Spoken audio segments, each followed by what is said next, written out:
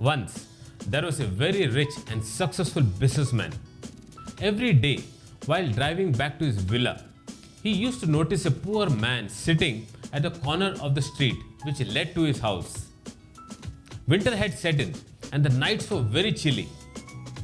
On one such chilly evening, the rich man was driving back to his house and saw the poor man trying to fit himself in a cardboard box to protect himself from the cold.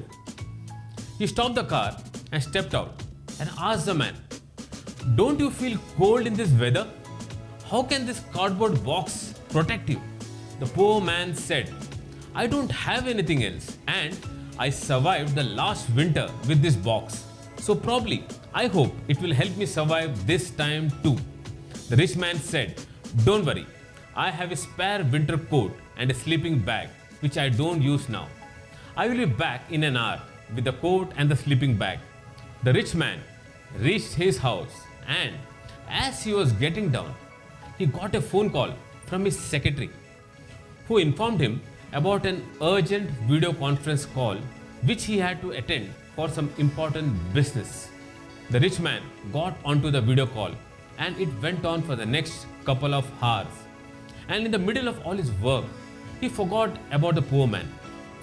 Next day morning, the rich man left for his work as usual, and as he reached the corner of the street where the poor man used to sit, he noticed that couple of people had gathered and were staring at the poor man who was seemingly still sleeping.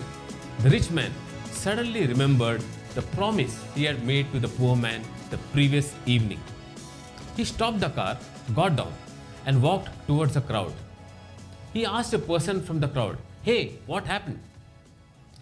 A middle-aged man turned back and said, "As per this letter which we found here, it seems like someone gave him false hope and now he is dead." The rich man took the letter from the man and it looked like the letter was written by the poor man the previous night. It read as follows: "Dear sir, today evening you reinstated my belief in humanity when you promised to get me some warm clothing. It is getting very cold and I am sure you will be back before the night falls. So I am using my cardboard box to light a fire to keep myself warm till you come. I believe you are an angel sent by God."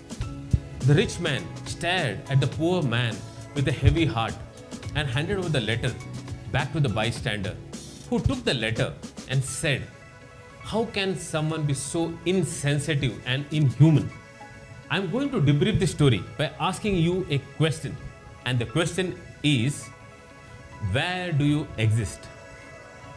So, when I ask this question in my workshops, people do come up with answers like, "I exist in my mind, I exist in this universe, I exist in this material world, etc. etc."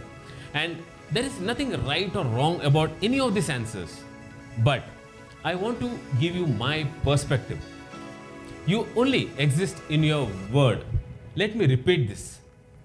You only exist in your word. So, if you go back to the story, you will see that when the rich man gave his word to the poor man, he got created as a God-sent angel as described in the letter. And when he did not keep his word, the next morning, he got created as someone who is insensitive and inhuman in the words of the bystander. Even as you heard the story, probably that is how the rich man got created for you also. So, where does the rich man exist? He exists in his word. And who is responsible for the way he got created? Of course, it's only him. Because he gave his word, and since he did not keep it, he created himself as someone who is insensitive and inhuman despite his good intentions. Another important aspect is you also create yourself in your own word. So every word you say after the two words, "I am," will create you. So you hear many people saying this: "I am frustrated, I am depressed, I am unlucky, I am worthless." Remember, you are creating yourself as you get created in your own word. And I could not think of a better example other than Shah Rukh Khan. please listen to this interview, which will help you relate to what I'm trying to tell you. No, I don't have any competition. I'd be very honest. And I don't say that with immodesty or self-centered pompousness. I don't have any competition. I've not come here to compete. I've come here to rule.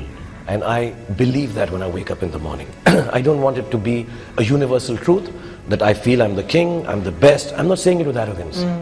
This is what a simple lower class, middle class boy gets up in the morning, has dreams in his eyes when he comes to Mumbai and says, you know what, I'm going to rule this. I'm going to rule it over the people who have existed here. I mean, all goodness, all niceness. I don't have a father, I don't have a grandfather, I don't have a mother who can give me that extra push here in Mumbai. But I'm going to be a star who's self-made. And if I'm going to be self-made, I'm going to create a category for myself that does not exist before and will never exist after. Now, it does not matter if you love or hate Shah Rukh. But what is important for you to understand is that he created himself. He never had the looks of a conventional Bollywood hero. Neither did he hail from any Bollywood family. But he has been telling himself that I am the best, I am here to rule. And look what he has created for himself today. So friends, remember, when you give a word to someone or to yourself, you create hope.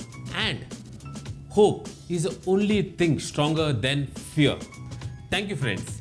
And as we part, please remember, whenever you give a word to someone, you must keep it because you only exist in your word. And I want you to be conscious and cautious about the words you add after the two words I am, because these words will either make you or break you. One way of doing it is self-affirmations, and I have included a link in the description below.